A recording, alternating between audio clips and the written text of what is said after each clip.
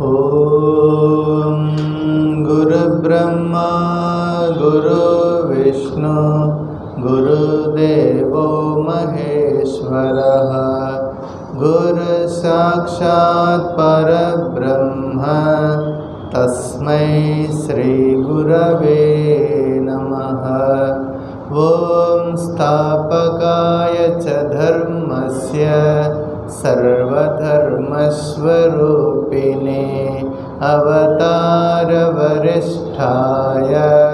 रामकृष्णाय ते नमः। जननीं शारदां देवीं रामकृष्णं जगद्गुरुं पादपद्मे तयो श्रित्वा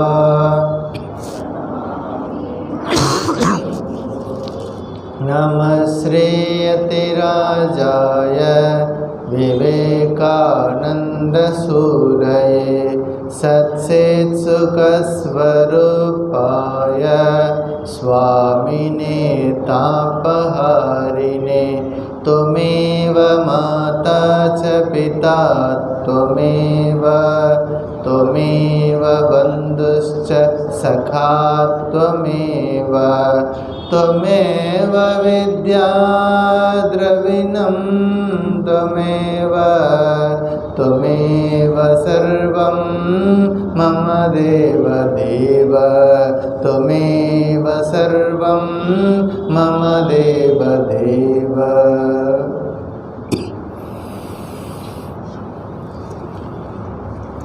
ॐ नमो भगवते रामकृष्णाय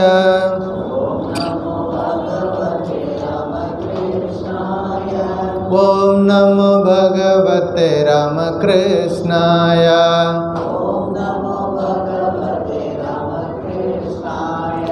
ॐ नमो भगवते रामकृष्णाय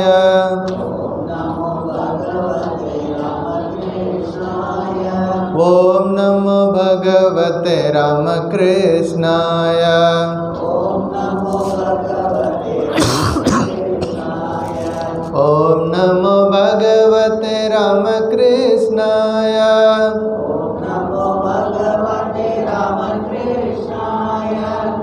ॐ नमो भगवते रामकृष्णाय ॐ नमो भगवते रामकृष्णाय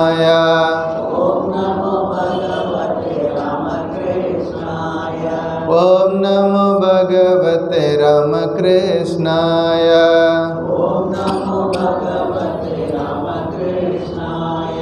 ॐ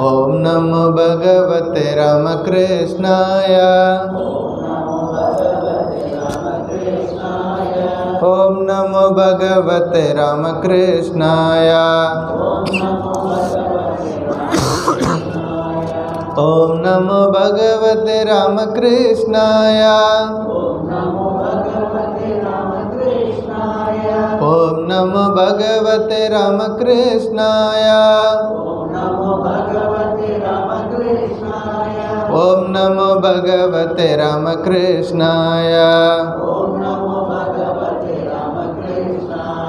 ॐ नमो भगवते रामकृष्णाय। जय रामकृष्ण।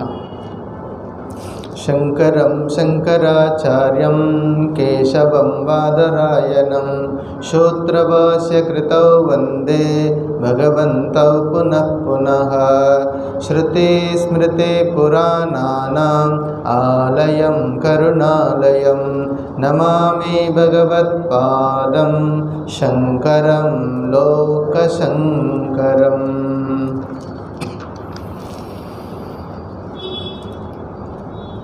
சாதன பஞ்சகம் படிச்சுட்ருக்கோம்.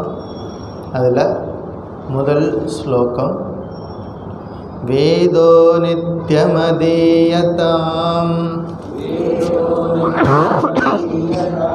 ததுதிதம் கர்மஸ்வனுஷ்டீயதாம்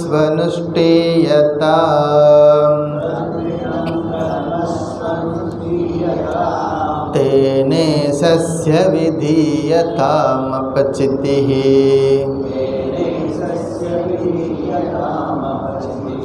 काम्ये मतिस्त्यज्यताम्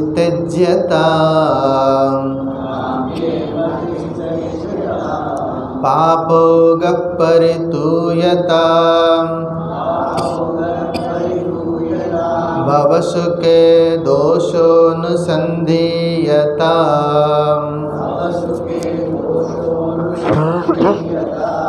आत्मेच्छा व्यवसीयतां निजगृहात्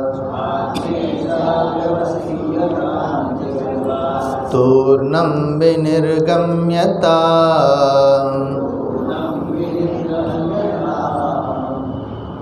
பகவான் ஸ்ரீ ஆதிசங்கரரின் எத்தனையோ கிரந்தங்கள் பண்ணியிருக்கார். இது ரொம்ப ரொம்ப சின்ன கிரந்தம். மொத்தமே 5 ஸ்லோகங்கள் இருக்கக்கூடியது. ஆனால் 5ல் எத்தனை உபதேசங்கள் இருக்குது? 40 உபதேசங்கள் இருக்குது. அதில் முதல் உபதேசத்தை கடந்த வகுப்பில் பார்த்தோம். என்னது? வேதக நித்தியம் அதீயதா. வேதங்கள் தினந்தோறும் ஓதப்பட வேண்டும், ஓதாமல் ஒரு நாளும் இருக்க வேண்டாம் அப்படின்னு நம்ம அவை பாட்டி சொல்லியிருக்காங்க.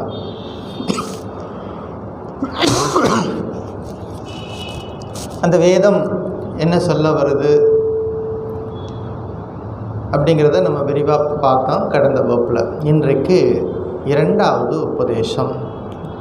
தத் உதிதம் கர்ம ஸ்வனுஷ்டீயதா. தத் உதிதம் கர்ம சு அனுஷ்டீயதா ஸ்வனுஷ்டீயதா. அதாவது வேதத்தில் கூறப்பட்டுள்ள கர்மங்களை நன்றாக கடைபிடிக்க வேண்டும். இப்படி செய்யணும், நன்றாக கடைபிடிக்கணும். எங்கே சொல்லியிருக்கு? வேதங்களில் சொல்லியிருக்கு. வேதத்தை தினசரி படிக்கணும். அது முதல்ல பார்த்தோம். இப்போ அடுத்த ஸ்டெப்புக்கு இந்த 40 உபதேசங்களும் ஒன்றுக்கொன்று தொடர்புடையது. ஒன்று செஞ்சால் தான் அடுத்ததுக்கு போக முடியும். தனித்தனி உபதேசங்கள் கிடையாது. வேதத்தை முறையாக படிக்கணும், தெளிவாக படிக்கணும், புரிஞ்சு படிக்கணும். அடுத்தது என்ன செய்யணும்? வேதம் சொல்ல மாதிரி நம்முடைய அன்றாட கடமைகளை செய்யணும். அப்படிங்கிறது இன்றைக்கி நம்ம பார்க்க போகிற உபதேசம். இப்போ வேதத்தில் நிறைய கர்மங்கள் சொல்லியிருக்கு. வேதத்தில் நிறைய கர்மங்களை பற்றி, அதாவது வேதம் 2 பார்ட்டாக பிரிச்சுக்கலாம். மொத்தமாக 4 வேதத்தையும் 2 பார்ட்டாக பிரித்தா முதல் பார்ட்டு கர்ம காண்டம், 2வது பார்ட்டு ஞான காண்டம். ஞான காண்டம் அப்படிங்கிறதா உபனிஷத்துக்கள். அதுதான் வேதங்களுடைய முக்கியமான மூல கருத்து, முக்கியமான கருத்தை சொல்லக்கூடியது ஞான காண்டம். இப்போ அதில் முக்கியமாக சில விஷயங்களை நம்ம பார்ப்போம். முதல் விஷயம் நித்திய கர்மம் அப்படின்னு பேர். நித்தியம் என்றால் தினசரி செய்ய வேண்டிய கடமைகள்.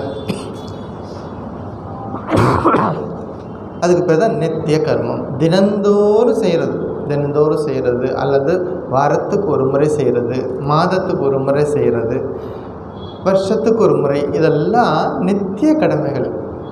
இதெல்லாம் நம்ம கண்டிப்பாக செய்யணும். நம்முடைய சனாதன தர்மம் எப்படி சொல்லிக் கொடுக்குது? நம்ம வாழ்க்கை எப்படி ஆரம்பிக்க தெரியுமா? ஒவ்வொரு நாளும் காலையில் எழுந்த உடனேயே கராக்ரே வசத்தே லக்ஷ்மி, கரமத்தியே சரஸ்வதி, கரமூலே ஸ்திதா கௌரி, பிரபாத்தே கர தர்சனம். எப்படி தான் முதல்ல நம்ம காலையில் கண் விழித்த உடனே ஓடி போய் மொபைல் பார்க்குறதெல்லாம் இப்போ அப்படி கிடையாது. நம்முடைய பண்பாடு அப்படி கிடையாது. காலையில் எழுந்த உடனே என்ன செய்யணும்? நமக்கு நாமளே ஒரு ஆட்டோ சஜஷன் கொடுத்துக்கணும். நம்ம கையை பார்த்து என்ன செய்யணும்? கர அக்ரே, நம்முடைய கையில் அடிப்பகுதி, வசத்தே லக்ஷ்மி. 3 தேவிகளும் என்னுடைய கையில் இருக்காங்க. யாரெல்லாம்? லக்ஷ்மி, சரஸ்வதி, பார்வதி. 3 பேரும் கைக்குள்ளே இருக்காங்க. கையை பார்த்து சொல்லணும், அம்பிகை பார்த்து வேண்டிக்கணும். அம்மா, எனக்கு இந்த 24 மணி நேரம் இன்றைக்கி கிடைக்குது, இதை நான் சரியாக பண்ணுவேன். நான் வாழ்க்கையில் எனக்கு ஒரு குறிக்கோள் இருக்குது, அதை நான் சாதித்து காட்டுவேன் அப்படின்னு சொல்லிட்டு தேவி அம்பிகை முன்னாடி ஒரு உறுதிமொழி எடுத்துக்கிறோம். அதுதான் ஒவ்வொரு நாளும் காலையில் கண் விழிச்சவன்னு சொல்லக்கூடிய மந்திரம். நித்திய கடமை, தினசரி செய்யணும். நீங்கள் கேட்கலாம், சுவாமி இதெல்லாம் பிரைமரி ஸ்டூடெண்ட்டுக்கு தானே சொல்லிக் கொடுப்பாங்க, நாங்கள்லாம் ரொம்ப வயசாயிருச்சு, நாங்கள்லாம் நிறைய அந்த கட்டமெல்லாம் தாண்டி வந்துட்டோமே அப்படின்னா, இன்னமும் அந்த ப்ரைமரியில் சொல்லி கொடுத்த விஷயங்களை நம்ம ஒழுங்காக செஞ்சோம்னா அதில் இருக்க எல்லா ஜுவல்லாம் அதில் தான் இருக்குது. நம்ம அதை விட்டுட்டு பெரிய பெரிய டீகா படிக்கிறது, அந்த கமெண்ட்ரி படிக்கிறது, இந்த கமெண்ட்ரி படித்து நம்ம லைஃப் என்னாச்சு, அதெல்லாம் சின்ன சின்ன விஷயங்கள்லாம் அதெல்லாம் அப்படியே வச்சுட்டு நம்ம பெரிய பெரிய ஆத்தர் அவர் எழுதினது புக்கு, இவர் எழுதின புக்குன்னு சொல்லிட்டு நம்ம எல்லாத்தையும் படித்து என்ன பண்ணுறோம், பெருசாக ஒன்றும் சாதிக்கிறது கிடையாது. சின்ன சின்ன விஷயங்கள் பெரியவங்க சொல்லி கொடுத்துருக்குறாங்க. சமுத்திர வசனே தேவி பர்வதஸ்தன மண்டலே விஷ்ணு பத்னி நமஸ்துப்யம் பாதஸ்பர்சம் சமஸ்வமே. காலையில் எழுந்தவொடனே கையை பார்த்து என்ன சொல்லிக்கிறோம், ஒரு ஆட்டோசிஷன், நான் சாதிப்பேன். அடுத்தது என்ன செய்கிறது, பூமியில் கால் வைக்கிறதுக்கு முன்னாடி பூமி தாய்கிட்ட பிரார்த்தனை பண்ணிவிட்டு கால் வைக்கணுமா. அம்மா உன் மேலே கால் வைக்க போகிறேன், மன்னிச்சுக்கோங்க.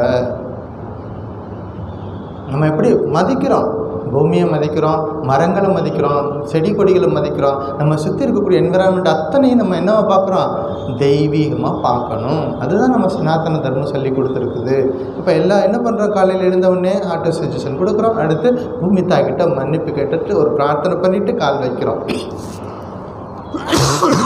சமுத்திரவசனே தேவி பர்வதஸ்தன மண்டலே விஷ்ணு பத்னி நமஸ்துப்யம் பாதஸ்பர்சம் சமஸ்வமே. அடுத்து என்ன செய்வோம், குளிக்க போவோம். காலையில் இருந்தோடனே ஸ்நானம் பண்ண போவோம். ஸ்நானம் பண்ண போகும்போது என்ன செய்யணும், கங்கே சயமுனே சைவ கோதாவரி சரஸ்வதி நர்மதே சிந்து காவேரி ஜலேஸ்மின் சந்நிதிம் குரு. கங்கை எங்கே இருக்குது, யமுனை எங்கே இருக்குது, கோதாவரி எங்கே இருக்குது, அதுக்கெல்லாம் போய் குளிச்சுட்டு வந்தால் டைம் ஆகும். நம்ம என்ன செய்கிறோம், பெரியவங்க நமக்கு எப்படி அழகாக சொல்லி கொடுத்துருக்காங்க, எல்லா நதிகளையும் உன் வீட்டுக்கு கொண்டு வர முடியும், பிரார்த்தனை பண்ணணும். நம்ம வீட்டில் இருக்கிற தண்ணி இல்லை, அந்த தண்ணி தொட்டுக்கிட்டே பிரார்த்தனை பண்ணணும். எல்லா நதிகளும் புண்ணிய நதிகளும் இங்கே எழுந்தருளுங்க அப்படின்னு பிரார்த்தனை பண்ணதுக்கப்புறமா அது சாதாரண மெட்ரோ வாட்டர் கிடையாது. அதுக்கு என்னவாச்சு, அதுக்கு ஒரு மந்திர சக்தியை கொடுத்துருக்குறோம். அதுக்கப்புறமா என்ன ஆகுது, அது புனித நீராக மாறுகிறது. அந்த நீரில் நம்ம குளிக்கும் பொழுது உடலும் சுத்தமாகும், மனமும் சுத்தமாகும். குளிச்சுருவோம். அடுத்து என்ன பண்ணுவோம், கங்கே சயமுனே சைவ கோதாவரி சரஸ்வதி நர்மதே சிந்து காவேரி ஜலேஸ்மின் சந்நிதிம் குரு. அடுத்தது பிரேயர். கோவிந்தேதி சதா ஸ்நானம் கோவிந்தேதி சதா ஜபஹ கோவிந்தேதி சதா தியானம் சதா கோவிந்த கீர்த்தனம். என்னெல்லாம் செய்யணும், இறைவன் நாமத்தை சொல்லிக்கிட்டே ஸ்நானம் பண்ணணும். ஸ்நானம் பண்ணும் பொழுது என்ன செய்யணும், இறைவன் நாமத்தை சொல்லிக்கிட்டே ஸ்நானம் பண்ணணும். இறைவன் நாமத்தை சொல்லி ஜப்பம் பண்ணணும். இறைவன் நாமத்தை சொல்லி தியானம் பண்ணணும். சதா கோவிந்த கீர்த்தனம் 24/7. அதுக்கு பேர் தான் சதா. சுவாமி இன்னைக்கு தீபாவளி விட்டுடுவோமா, லீவு இல்லை. சதா கோவிந்த கீர்த்தனம். நம்ம யாருக்கு பிடிக்குமா, கோவிந்த நாமம் பிடிக்குமா சொல்லுங்கள், சிவநாமம் பிடிக்குமா சொல்லுங்கள், முருகன் நாமம் பிடிக்குமா சொல்லுங்கள். ஏதாவது ஒரு நாமம் நமக்கு பிடிச்ச நாமத்தை சொல்லலாம். சதா கோவிந்த கீர்த்தனம். அடுத்தது என்னது, பிரார்த்தனை. சூரிய பகவான் பார்த்து பிரார்த்தனை பண்ணணும். ஆதித்ய ஹிருதயம் புண்ணியம் சர்வசத்ரு விநாசனம். சூரிய பகவான் பார்த்து பிரார்த்தனை பண்ணக்கூடியது. பகவானே, உன்னுடைய அருளால் எல்லா பயிர்களும் செடிகளும் எல்லாம் செழித்து வளரட்டும், நாங்களும் நல்லா இருக்கோம், பிரார்த்தனை பண்ணுறோம். இதெல்லாம் சொல்கிறோம். வேத மந்திரங்கள் என்ன சொல்லிக் கொடுக்குது, பிரார்த்தனை சொல்லிக் கொடுக்குது. தேஜோசி தேஜோமயி தேகி, நீ சக்தியாக இருக்கிறாய், அந்த சக்தி எனக்கும் கொடு. தேஜோசி தேஜோமயி தேகி, வீரியமசி வீரியம்மயி தேகி, பலமசி பலம்மயி தேகி, ஓஜோசி ஓஜோமயி தேகி, மன்யுரசி மன்யம்மயி தேகி, சகோசி சகோமயி தேகி. இதெல்லாம் வேதிக் பிரார்த்தனைகள். இப்படி தான் சொல்லி கொடுத்துருக்காங்க. காலங்காலமாக இப்படி தான் இந்த மரபுகள் இப்படி தான் வந்திருக்குது.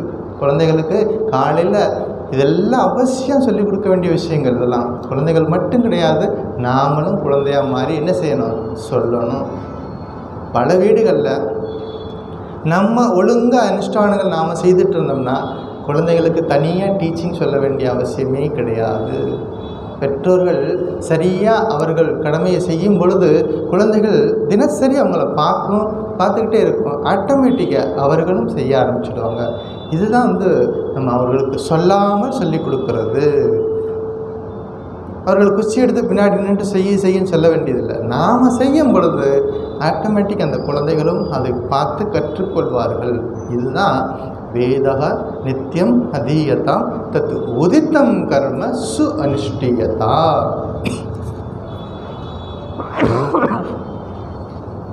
இப்படி நிறைய போய்கிட்டே இருக்குது. அந்த மந்திரங்கள் பார்த்திங்கன்னா ஒரு 25-30 மந்திரங்கள் இருக்குது. காலையில் நம்ம சொல்ல வேண்டியது. கடைசியாக சாப்பிடும்போது ஒரு மந்திரம் இருக்குது. பிரம்மார்ப்பணம் பிரம்மஹவி பிரம்மாக்னோ பிரம்மநாகுத்தம் பிரம்மைவ தேன கந்தவியம் பிரம்ம கர்ம சமாதினா.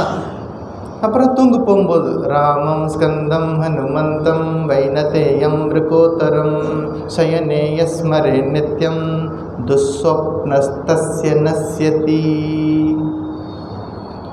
தூங்குறதுக்கு முன்னாடி ராமம் ஸ்கந்தம் ஹனுமந்தம் வைனத்தேயம் விருக்கோத்தரம் இவங்களை எல்லாத்தையும் நினச்சிக்கிட்டு தூங்க போனால் துஸ்வப்னம் வராது, கெட்ட கனவு வராது. பல பேருக்கு இது இருக்குது. படுத்ததுக்கப்புறமா என்ன வருது? புலி வருது, சிங்கம் வருது. படுத்த கனவுல என்ன வரணும்? இறைவன் நாம சொல்லணும், இறைவனுடைய ஞாபகம் இருக்கணும். அப்போ எப்படி வரும்? தினசரி காலையிலேருந்து சாயந்தரம் வரைக்கும் இறைவனை நினச்சிருந்தா நிச்சயமாக இறை பற்றிய தியானத்தில் அந்த கனவுகள் வரும். அப்போ நல்ல கனவுகள் வரணும். கடைசியாக ஒரு பிரார்த்தனை எல்லாருக்காகவும். சர்வே பவந்து சுகினக சர்வே சந்து நிராமயாக சர்வே பத்ராணி பஷ்யந்து மா கஷ்டித் துக்கபாக் பவேத். எல்லோரும் சுகமாக வாழ்க, எல்லாம் நல்லா இருக்கட்டும். உலகத்தில் எனக்கு தெரிஞ்சவங்க தெரியாதவங்க, எனக்கு வேண்டியவங்க வேண்டாதவங்க, எனக்கு தொந்தரவு பண்ணுவாங்க, அவனும் நல்லா இருக்கட்டும் வேண்டிக்கணும். எல்லாரும் நல்லா இருக்கட்டும், எல்லாரும் நோய் இல்லாமல் இருக்கட்டும், எல்லாருக்கும் மங்களம் இருக்கட்டும், எல்லாருக்கும் அமைதி கிடைக்கட்டும். இப்படி வேண்டிக்கிட்டோம்னா எல்லாருக்குள்ளேயும் நாம் இருக்கிறோம் அப்படிங்கிறது தனியாக நமக்காக பிரார்த்தனை பண்ண வேண்டியதில்லை. அந்த எல்லோருக்குள்ளேயும் நம்மளும் அடக்கமாக இருக்கிறோம் அப்படிங்கிறது எவ்வளவு விஷயங்களை தினசரி அனுஷ்டானத்தில் சொல்லி கொடுத்துருக்குறாங்க. எளிமையாக, இது ஒரு பெரிய விஷயமாகவே இல்லை, தினசரி எளிமையாக கடைபிடிக்கிற மாதிரி நமக்கு சொல்லி கொடுத்துருக்குறாங்க முன்னோர்கள். அது என்னாச்சு? கால வெள்ளத்தில் நம்ம மேலை நாட்டு நாகரிகத்தின் பின்னாடி போனதுனால என்னாச்சு? அதெல்லாம் மறந்துட்டு நம்ம வேறு என்னென்னமோ பிடிச்சிக்கிட்டு விளையாடிக்கிட்டு இருக்கிறோம். அது வேண்டாம் அப்படிங்கிறது சாஸ்திரம் நமக்கு சொல்லி கொடுக்குது. அப்போ தினசரி இந்த ஸ்லோகமெல்லாம் சொல்லணும், அதனுடைய பொருளை தெரிந்து சொல்லணும். பொருளை தெரிஞ்சு சொல்லணும் போது தான் அதுக்கு மகிமை இருக்குது. பகவத்கீதையில் நம்ம ஏற்கனவே படிச்சிருக்கிறோம். ஒரு ஸ்லோகம் இருக்குது. நியத்தம் குரு கர்மத்துவம் கர்மஜ்யாயோ கர்மனஹ ஷரீர யாத்ரா பீச்சத்தே ந பிரசித்தியேத கர்மனஹா அப்படின்னு பகவத்கீதையில் 3வது அத்தியாயத்தில் 8வது ஸ்லோகம் என்ன சொல்லுது? நித்திய கர்மத்தை செய்யத்தான் வேண்டும். செய்யலாம்னு சொல்லலை, மஸ்ட். நித்திய கர்மத்தை செய்யத்தான் வேண்டும். அதாவது ஒன்று செய்யாமல் சோம்பேறியாக இருக்கிறத விட இது எவ்வளவோ பரவாயில்லை. சோம்பேறியாக இருந்தால் என்ன ஆகும்? Empty mind devil's workshop. யார் சொல்லியிருக்கார்? விவேகானந்தர். எம்டி மைண்டாக வச்சுருந்தோம்னா என்ன இருக்கும்? டெவில்ஸ்லாம் உட்காந்துக்கும், பிசாசுகள்லாம் உட்காந்துக்கும், ஆக்கிரமிப்பு பண்ணிடும். அப்போ என்ன பண்ணணும்? நல்ல விஷயங்களை நல்ல எண்ணங்களை எப்போதும் கொடுத்துக்கிட்டே இருக்கணும். சரி, சாப்பிட்றோம், காலையில் எழுந்துச்சா பிரார்த்தனை பண்ணுறோம், சாப்பிட்றோம், தூங்குகிறோம், குளிக்கிறோம், இதெல்லாமே நித்திய கர்மங்கள். சுவாமி இதெல்லாம் செஞ்சால் புண்ணியம் வருமா? புண்ணியம் வருதோ இல்லையோ, செய்யாட்டா பாப்பம் வரும். காலையில் எழுந்திரிச்சு குளிக்கிறேன்னா பாப்பம் வரும். என்ன செய்யணும்? புண்ணியம் வருமா வராதா? ஆனால் செய்யாட்டா பாப்பம் வரும். இப்போ நித்திய கர்மங்களை தினசரி செய்யணும். காலையில் சாப்பிட்றோம், சாப்பிட்டா புண்ணியம் கிடைக்குமா அப்படின்னா சாப்பிடாட்டா என்ன ஆகும்? நம்முடைய என்ஜின் வேலை செய்யாது. சாப்பிட்டா நல்லா புஷ்டியாக இருக்கும், ஆரோக்கியமாக இருப்போம், எல்லா காரியத்தையும் செய்வோம். அப்படி இல்லைன்னா என்ன ஆகும்? செய்ய முடியாது. இப்போ ஒரு உதாரணம் சொல்கிறேன். நமக்கு ஒரு வண்டி இருக்குது, ஒரு 2 வீலர் வச்சுருக்கிறீங்க அல்லது ஒரு கார் வச்சுருக்கிறீங்க அப்படின்னா நினச்ச உடனே நீங்கள் ஒரு பிளான் பண்ணிக்கலாம், இவ்வளோ நேரத்தில் அங்கே போக முடியும்னு சொல்லிவிட்டு உடனே வண்டி எடுத்துகிட்டு போய் சேர்ந்துடுறீங்க. அப்போ நீங்கள் போய் சேர்றதுக்கு எது உதவியாக இருக்குது? அந்த வாகனம். அது மாதிரி நம்ம வாழ்க்கையில் இறைநிலை அடைகிறதுக்கு இந்த உடம்பு ஒரு வாகனம். இறைநிலை நமக்குள்ள பகவான் இருக்கார், அந்த பகவானை தரிசனம் பண்ணுறதுக்கு இந்த உடம்பு ஒரு வாகனமாக இருக்குது. இந்த வாகனத்தை சரியாக பயன்படுத்தணும், சரியாக வச்சுக்கணும் அப்படிங்கிறதான் நம்முடைய பெரியவங்க சொல்லி கொடுத்துருக்காங்க. அதாவது கருவி, அந்த கருவி எப்போதும் சரியாக இருக்கணும். சரி, நித்திய கர்மத்தை மட்டும் செஞ்சால் போதுமா? காலையில் எழுந்திரிக்கிறேன், பல்லு விளக்குறேன், குளிக்கிறேன், சாப்பிட்றேன் அப்படின்னா போதுமா? அப்படின்னா அது போதாது. இப்போ ஒரு குழந்தை இருக்குன்னு வச்சுக்கோங்க. பிறந்த உடனே என்ன பண்ணும் குழந்தை? தவழ்ந்து போகும். அதனால் எழுந்து நிற்க முடியாது, 4 காலில் தான் நடக்காது, தவழ்ந்து தான் போகும். குழந்தை தவழ்ந்து போகுது, ரைட்டு. 21 வயது இளைஞர் அவரும் நானும் தவழ்ந்து போகிறேன்னு சொன்னால் எப்படி இருக்கும்? சரியாக இருக்காதில்ல? குழந்தை தவழ்ந்து போனால் அது சரி, ஆனால் பெரியவர்கள் தவழ்ந்து போனால் அது சரியில்லை. அது மாதிரி கடமைகள் செய்யணும், நித்திய கர்மங்களை செய்யணும். அது போக மற்ற கர்மங்களையும் நம்ம செய்யத்தான் வேணும்.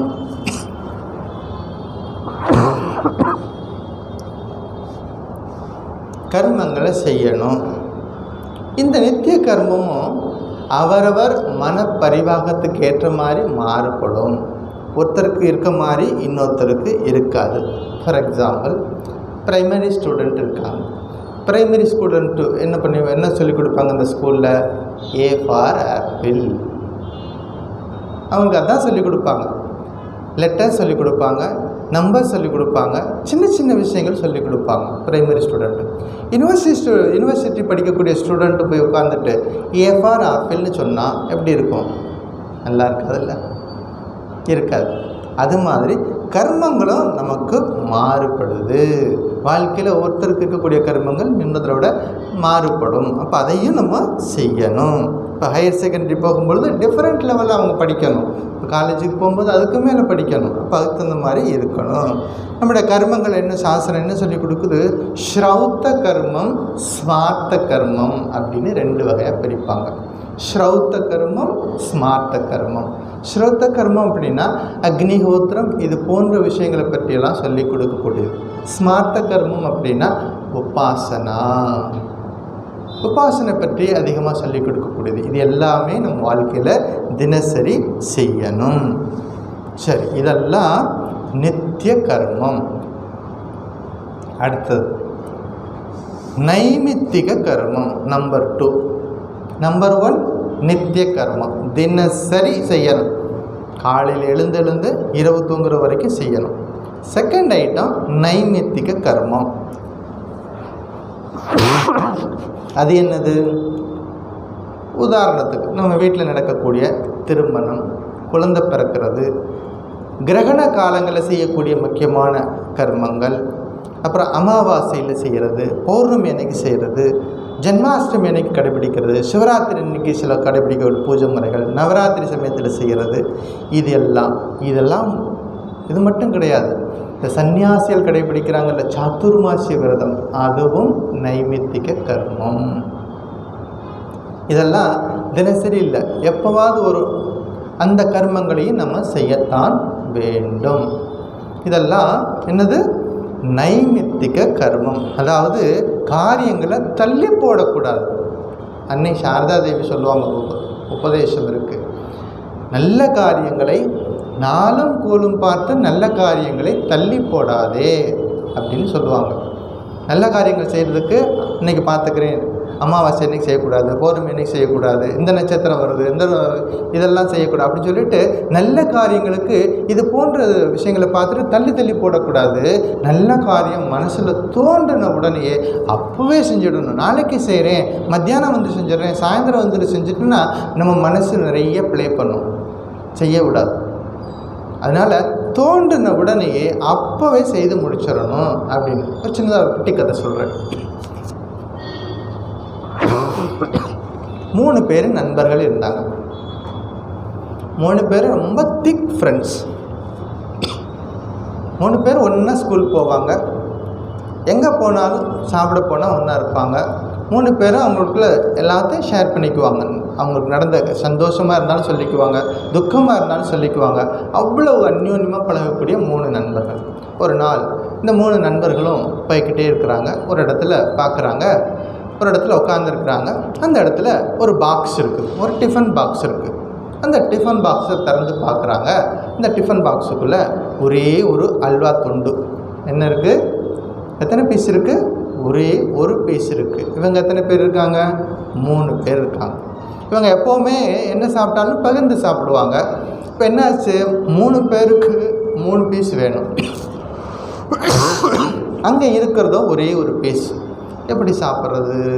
3 பேரும் யோசிக்கிறாங்க. இதை எப்படி ஷேர் பண்ணுறது? ஒருத்தர் சொன்னால் இல்லை அதை கட் பண்ணக்கூடாது, அப்படியே தான் சாப்பிடணும் அப்படின்னு சொல்கிறான். இன்னொருத்தர் சொல்கிறான். இப்படி ஒவ்வொருத்தரும் டிஃப்ரெண்ட் ஒப்பீனியன் சொல்லிக்கிட்டே இருக்கிறாங்க. அதை எப்படி சாப்பிட்றோன்னு ஒரு கடைசியாக ஒருத்தர் முடிவுக்கு வந்தாங்க. சரி, ஒரு வேலை செய்வோம், இன்றைக்கி ராத்திரி இதை அப்படியே மூடி வச்சுருவோம், 3 பேரும் போய் தூங்க போவோம்.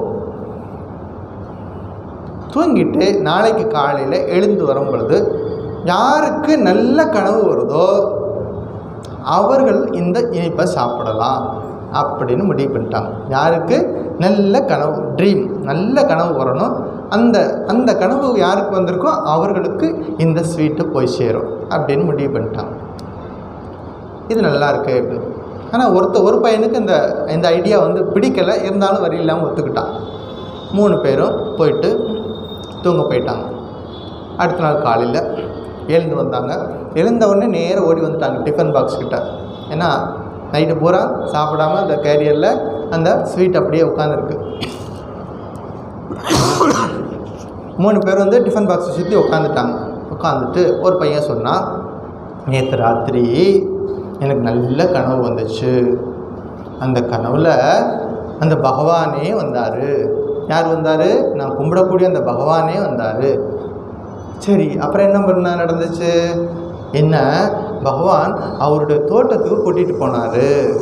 நான் எங்கே போனேன்? பகவானுடைய தோட்டத்துக்கு போனேன். அங்கே நிறைய பூக்கள்லாம் இருந்துச்சு, நிறைய ஆரஞ்சு மாதிரி பழங்கள்லாம் இருந்துச்சு, நிறைய ரொம்ப பார்க்குறக்கே ரம்மியமாக இருந்துச்சு, சந்தோஷமாக இருந்துச்சு. அந்த தோட்டம் பூரா சுற்றி பார்த்தா விடிஞ்சு போச்சு, கனவு கலைஞ்சு போச்சு அப்படின்னு சொன்னான். சரி, முதல் ஆள் சொல்லிட்டான். 2வது ஆள் ஆரம்பித்தான். நேற்று ராத்திரி நான் தூங்க போனேன்னா அப்போ எனக்கு ஒரு கனவு வந்துச்சு. அந்த கனவில் பகவான் வந்தார். இவன் கனவுலேயும் பகவான் வந்துட்டார். பகவான் வந்தவுடனே பகவான் என்ன பண்ணேன், நான் எங்கள் தோட்டத்துக்கு கூட்டிகிட்டு போயிட்டேன். பகவானை அவங்க தோட்டத்துக்கு கூட்டிட்டு போயிட்டான். அவங்க வீட்டில் ஒரு தோட்டம் இருக்குது, சின்னதாக ஒரு தோட்டம் இருக்குது, காய்கறியெல்லாம் போட்டு வச்சுருக்குறாங்க.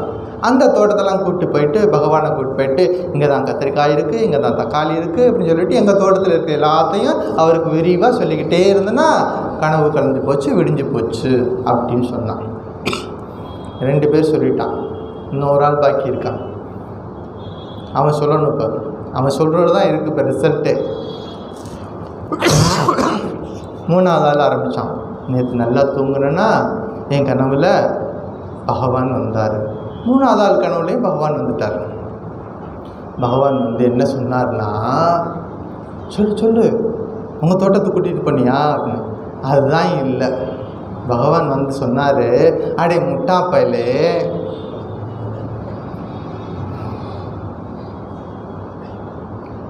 டிஃபன் பாக்ஸில் அழகான லட்டு ஒன்று கொடுத்துருக்கேன், உனக்கு அல்வா துண்டு கொடுத்துருக்கேன், அதை எடுத்து சாப்பிடாம நீ என்னடா தோட்டமெல்லாம் போய் சுற்றி பார்த்துட்ருக்குறீங்க அப்படின்னு என்னை திட்டாரு. அதனால் என்ன பண்ணேன், முதல் வேலை அப்போவே போய் கனவு வந்த உடனே அப்போவே போய் ராத்திரியே போய் எடுத்து சாப்பிட்டுட்டேன். ஏன்னா பகவான் கோச்சு போகிற இல்லையா, அதனால் என்ன பண்ணிட்டேன், நைட்டே எடுத்து சாப்பிட்டுட்டேன் அப்படின்னு சொன்னான். ஸ்ரீராமகிருஷ்ணன் சொல்கிறார், இந்த உலகம் அவரது தோட்டம். இந்த உலகம் நம்ம கண்ணால் பார்க்கக்கூடிய இந்த உலகம் பகவானுடைய தோட்டம். இந்த தோட்டத்துக்கு நம்ம எல்லாரும் வந்திருக்கிறோம். எதுக்கு? பழம் சாப்பிட்றதுக்காக வந்திருக்கிறோம். பழம் சாப்பிட்றதுன்னா என்ன? நம்முடைய கர்மங்களை சரியாக செஞ்சு அதன் மூலமாக நிறைநிலை அடைகிறது. அதை விட்டுட்டு நம்ம என்ன செஞ்சிடறோம்? பல நேரங்களில் தோட்டத்தில் போயிட்டு ரவுண்ட் அடிச்சுக்கிட்டே இருக்கிறோம். பூக்களை பார்க்குறது, அழகான விஷயங்களை பார்க்குறது, இப்படி நம்ம மனசு போய்கிட்டே இருக்குது. எக்ஸ்ட்ராவர்ட் போய்கிட்டே இருக்குது. அப்படி இல்லாமல் இன்வர்டாக போகணும். தோட்டம் அழகை பார்த்து மயங்கக்கூடாது, தோட்டக்காரனை பார்க்கணும். ஒரு முறை காமார்புக்கூருக்கு போயிருந்தேன். காமார்புக்கூர் எங்கே இருக்குது? பகவான் ஸ்ரீ ராமகிருஷ்ணர் பிறந்த ஊர், கல்கட்டாவில். நான் அப்போ தான் போய் அங்கே போய் இறங்குறேன். கோயில் முன்னாடி நின்றுட்டுருக்கேன். கொஞ்சம் நேரத்தில் ஒரு பஸ்ஸு வந்துச்சு. நிறைய பக்தர்கள் வந்து இறங்கினாங்க. எப்போவுமே அங்கே வந்து பக்தர்கள் வந்துக்கிட்டே இருப்பாங்க நாள் முழுவதும். சில பேர் இறங்கி ஓடி வந்தாங்க. அங்கே இந்த டிசம்பர்லாம் போனீங்கன்னா மனசை கொள்ளை கொள்கிற மாதிரி அந்த பூக்கள்லாம் இருக்கும். பெரிய பெரிய டாலியா பூவெல்லாம் அங்கே இருக்கும். நிறைய பூக்கள் இருக்கும், அழகாக இருக்கும் பார்க்குறதுக்கு. இறங்கினவுடனே என்ன பண்ணாங்க? ஃபோன் எடுத்தாங்க. வந்துட்டு, சுவாமி ஒரு ஃபோட்டோ எடுத்துக்கிட்டோமா அப்படின்னு கேட்டாங்க. நான் தான் அங்கே நின்றுட்டு இருந்தேன். நான் சொன்னேன், எந்த ஸ்டேட்லேருந்து வர்றீங்கன்னு கேட்டேன். நாங்கள் அது ஏதோ வேறு ஒரு ஸ்டேட் சொன்னாங்க. அவ்வளோ தூரத்துலேருந்து வர்றீங்க, இவ்வளோ பணம் செலவு பண்ணி வந்திருக்கிறீங்க, எதுக்கு வந்தீங்க? அந்த அவதார மூர்த்தியை பார்க்குறதுக்காக. அவதார மூர்த்தி அவரோட இடத்துலையே போய் பார்க்கணுன்னு வந்திருக்கிறீங்க. அந்த வேலை எது? அங்கே போயிட்டு கோயிலில் போயிட்டு நமஸ்காரம் பண்ணிட்டு உட்காந்து நாம ஜபம் பண்ணிவிட்டு திரும்ப போகும்பொழுது வாய்ப்பு இருந்ததுன்னா, நேரம் இருந்ததுன்னா எவ்வளோ வேணாலும் ஃபோட்டோ எடுத்துக்கோங்க. இறங்கினவனே மனசு எங்கே போகுது? தோட்டக்காரனை விட்டுட்டு தோட்டத்தில் போகுது. அதுதான் அந்த கதை நமக்கு சொல்லக்கூடியது. வாழ்க்கையில் நித்திய கர்மங்களை செய்யணும், பகவானை மறக்காமல் காரியங்களை பண்ணணும். பகவானை மறக்காமல் நம்முடைய காரியங்கள் எல்லாம் செய்யணும். இது 2வது ஐட்டம், நித்திய கர்மம். அடுத்தது நைமித்திக கர்மம். 3வது ஐட்டம் வந்து பிராயஷ்சித்த கர்மம். 3வது பிராயஷ்சித்த கர்மம். அது என்னது பிராயஷ்சித்தம்? குற்ற உணர்ச்சியிலிருந்து விடுபடுவதற்காக செய்யக்கூடிய சடங்குகள். ஒரு தவறு செய்துட்டார் யாரோ ஒருத்தர், அந்த தவறுலேருந்து விடுபடுவதற்காக ஒரு கர்மத்தை செய்கிறது, ஒரு பூஜையை பண்ணுறது, ஒரு யாகத்தை பண்ணுறது, இதெல்லாம் பிராயஷ்சித்த கர்மம் அப்படின்னு சொல்லுவாங்க. அது சின்ன குற்றமாக இருக்கலாம், பெரிய குற்றமாக இருக்கலாம். ஏதுவோ அந்த குற்றம் அவருடைய மனசு நிம்மதியாக கெடுக்கும் பொழுது அவர் அதுக்காக ஒரு பூஜை பண்ணுறார். அதுக்கு பேர் பிராயஷ்சித்த கர்மம். இதை வேணும்னா செய்யலாம், செய்யணும்னு கட்டாயம் கிடையாது. செய்யாமல் இருக்கிறது நல்லது. ஏன் செய்யாமல் இருக்கணும் அப்படின்னா, நம்ம தவறே செய்யாமல் இருக்க பழகணும். தவறு செஞ்சால் தானே குற்ற உணர்வு வரும். குற்ற உணர்வு இருந்தால் தானே பிராயஷ்சித்த கர்மத்துக்கு போகுது. மனசு எப்பொழுதும் உயர்ந்த நிலையில் வச்சிருக்கும் பொழுது இதுக்கான வேலையே கிடையாது. 3வது ஐட்டம் பிராயஷ்சித்த கர்மம். 4வது காமிய கர்மம். 4வது ஐட்டம் காமிய கர்மம். அப்படின்னா ஒரு செயலில் பலனில் ஆசை வச்சு செய்கிறது. ஒரு செயலை செஞ்சால் எனக்கு இது கிடைக்கும், இந்த பூஜை பண்ணால் இது கிடைக்கும், அதாவது ஆட்சி, அதிகாரம், பேர், புகழ், இதுக்காக சில கர்மங்களை செய்கிறது. இதெல்லாமே வந்து காமிய கர்மம். இதெல்லாம் தவிர்ப்பது நல்லது. சில கர்மங்களை தினசரி கட்டாயம் செய்யணும், சிலதை செய்கிறத தவிர்ப்பது நல்லது. கடைசியாக இருக்கிறது நம்பர் 5 நிஷித்த கர்மம். நிஷித்த கர்மம் அப்படின்னா ஒரு நாளும் செய்யக்கூடாது, எந்த சூழ்நிலையிலையும் இதை செய்யவே கூடாது. சாமி தெரியாமல் செஞ்சுட்டேன், அது ஒத்துக்க மாட்டாங்க. ஒரு நாளும் செய்யக்கூடாது. அதுக்கு பேர் தான் நிஷித்த கர்மம். கண்டிப்பாக செய்யக்கூடாத சில விஷயங்கள்லாம் இருக்குது, அதை நம்ம செய்யவே கூடாது. இப்போ என்னென்ன இருக்குது? நித்திய கர்மம், நைமித்திக கர்மம், பிராயஷ்சித்த கர்மம், காமிய கர்மம், நிஷித்த கர்மம். இதெல்லாம் என்னது? வேதோ நித்யமதீயதாம் தத் உதித்தம் கர்ம ஸ்வனுஷ்டீயதாம். தத் உதித்தம் கர்மன்னா இதெல்லாம். இது மாதிரி நிறைய இருக்குது. ஒரு உதாரணத்துக்கு இதெல்லாம் சொல்லியிருக்கேன். சரி, நித்திய நைமித்திய கர்மங்களை எல்லாரும் செய்யணும். ஒரே ஒருத்தருக்கு மட்டும் விதிவிலக்கு இருக்குது. வேணும்னா செய்யலாம், வேண்டான்னா விட்டுடலாம். யார் அவர்? சந்நியாசிகள். நித்திய நைமித்திய கர்மங்களை கண்டிப்பாக எல்லாரும் செய்யணும். காமிய கர்மத்தையும் பிராயசித்த கர்மத்தையும் விட்டுறது ரொம்ப நல்லது, செய்யாமல் இருக்கிறது நல்லது. மூணாவது, நிஷித்த கர்மத்தை செய்யவே கூடாது. இப்போ ஒருத்தர் காமிய கர்மத்தையோ பிராயசித்த கர்மத்தையோ ஒருத்தர் செய்கிறார் அப்படின்னா, அவர் நித்திய கர்மத்தையும் நைமித்திய கர்மத்தையும் யார் ஸ்ட்ராங்காக தினசரி செய்கிறாங்களோ அவர்கள் செய்யும் பொழுது தான் அதுக்குரிய பலன் கிடைக்கும். நான் என் வாழ்க்கையில் நான் எப்படி வேணாலும் இருந்துக்குவேன், திடீர்னு ஒரு ஆச்சாரியரை கூப்பிட்டு ஒரு 1000 ரூபா பணத்தை கொடுத்து ஒரு பூஜை பண்ணிட்டா எல்லாம் சரியாக போயிடும் அப்படின்னா பெரிய பலன் நமக்கு வராது. ஏன்னா தினசரி நம்ம வாழ்க்கை முறை சரியாக இருக்கிறோம். யார் தினசரி அனுஷ்டானங்களை சரியாக கடைபிடிக்கிறார்களோ அவர்கள் வேண்டுமானால் அந்த காமிய கர்மத்தையோ பிராயஷ்சித்த கர்மத்தை செய்தால் அதற்குரிய பலன் கிடைக்கும். அப்போ தினசரி அனுஷ்டானம் என்பது கண்டிப்பாக இருக்கணும். அதில் குறையே வைக்கக்கூடாது அப்படிங்கிறத பார்க்குறோம். கர்மங்கள் எப்படி செய்யணும்? ஸ்ரத்தையோடு செய்யணும். ஏனோ தானோன்னு செய்யக்கூடாது. வீட்டில் இருக்கவங்க பெரியவங்க சொல்லிட்டாங்களேன்னு ஸ்கூலுக்கு போகக்கூடாது.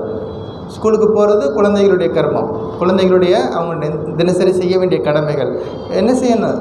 விரும்பி போகணும், விரும்பி படிக்கணும். இது மாதிரி விரும்பி நம்ம வரக்கூடிய காரியங்களை செய்யணும். நமக்கு வரக்கூடிய செயல்களை விரும்பி செய்யணும். பெரிய ஆஃபீஸர் சொல்லிட்டாரு, நமக்கு மேலே இருக்கிற பாஸ் அவர் சொல்லிட்டாரு அப்படின்னு இருக்காமல் நாம் விரும்பி அந்த காரியத்தை செய்யணும் அப்படிங்கிறது விஷயம். சரி, இப்போ அதெல்லாம் கர்மங்கள்.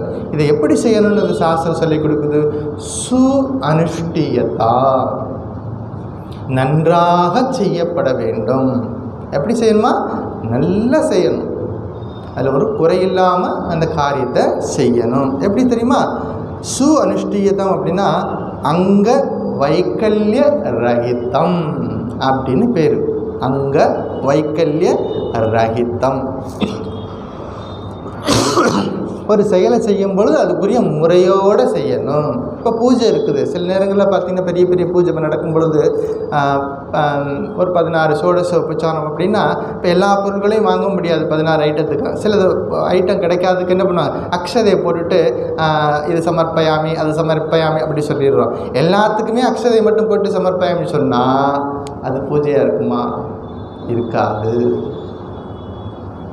வேறு வழியே இல்லை, அந்த பொருளே எனக்கு கிடைக்கல, வேறு வழி இல்லை அப்படின்னா ஒரு அக்ஷதை போட்டுட்டு அது சொல்லிடலாம். ஆனால் எல்லா அங்கே 16 ஸ்டெப்புக்கும் ஒரு பொருள் வாங்க மாட்டேன், ஒரு நைவேத்தியம் வைக்க மாட்டேன், எதுவுமே செய்ய மாட்டேன், எல்லாத்துக்கும் அக்ஷதாம் சமர்ப்பயாமி அப்படி சொல்லிகிட்டே இருந்தால் அது பூஜையாக இருக்காது. ஒரு காரியத்தை செய்யும் பொழுது அதுக்குரிய முறையோடு செய்யணும். பூஜை செய்ய முடிச்சதுக்கப்புறமா என்ன பண்ணணும்? பூஜை பண்ணவங்களுக்கு தானம் கொடுக்கணும். இதெல்லாம் இருக்குது. தானம் கொடுக்கணும், அவங்க சந்தோஷமாக பூஜை முடிச்சுட்டு போகணும். இதெல்லாம் இருந்தால் தான் பூஜை கம்ப்ளீட் ஆகும். பல நேரங்களில் என்ன பண்ணுவோம்? அவர்கள்ட்ட பேரம் பேசிகிட்டு இருப்போம், நான் இவ்வளோ தான் தருவேன் அப்படின்னு. இப்படியெல்லாம் நம்ம இருக்கும் பொழுது என்ன எதிர்பார்க்க முடியும்? இதெல்லாம் நம்ம வாழ்க்கையில் கவனத்தில் வச்சுக்கணும் அப்படிங்கிறதா நம்ம கருத்தில் வச்சுக்கணும். அதாவது பகவத்கீதையிலே நமக்கு ஏற்கனவே படிச்சிருக்கிறோம். என்ன சொல்லுது அப்படின்னா, விதிஹீனம் அஸ்ருஷ்டானம் மந்திரஹீனம் மதக்ஷிணம் ஸ்ரத்தா விரகித்தம் யஜ்ஞம் தாமசம் பரிச்சக்ஷதே. எங்கேயோ கேட்ட மாதிரி இருக்கு இல்லையா? எங்கே படிச்சிருக்கோம்? Chapter 17 shloka number 13. ஒரு காரியத்தை செய்யும் பொழுது சாஸ்திரம் என்ன சொல்லுது? விதிப்படி செய்யணும். அதான் விதிஹீனம், விதிப்படி செய்யணும். அன்னதானம் இல்லாமல் காரியம் செஞ்சு பூஜை முடிக்கக்கூடாது. பூஜையில் முக்கியமானது அன்னதானமும் இருக்கணும். மந்திர சொல்லி எந்த ஒரு காரியத்தை செய்யணும். எந்த பூஜையில் ஒவ்வொரு ஸ்டெப்லையும் மந்திர சொல்லி செய்யணும். அப்புறம் தட்சிணை கொடுத்தணும். அதாவது பூஜை முடியும் பொழுது தட்சிணை கொடுக்கணும். ஸ்ரத்தையோடு செய்யணும். இது எல்லாம் செய்யணும். இதெல்லாம் இல்லாமல் செஞ்சால் அதுக்கு பேர் என்னது? தாமச வழிபாடு. படிச்சிருக்கிற நம்ம 3 குணங்களை பற்றி, சாத்விகம், ராஜசம், தாமசம். இதெல்லாம் எதுவுமே இல்லாமல் செஞ்சால் அதுக்கு பேர் தாமச வழிபாடு. கும்பகர்ண தாமசத்துக்கு உதாரணம்.